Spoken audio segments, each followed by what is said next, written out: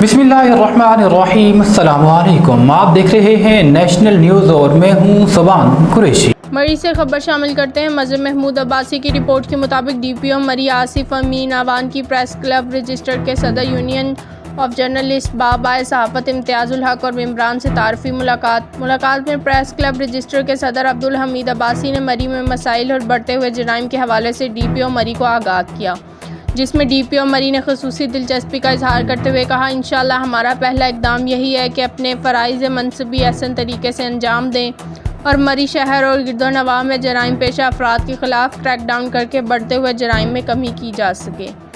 DPO मरी ने कहा कि हमारे पास ज़िला मरी में पुलिस की नफरी जो तैनात है उसको मरी में 3 थानों के अलावा दीगर इदारों में भी ड्यूटी लगाई जाती है, जिससे मसाइल का सामना है, लेकिन कोशिश है जल्द मज़ीद नफरी की तैनाती भी हो सके और मरी में जराइम की शरह कम हो सके।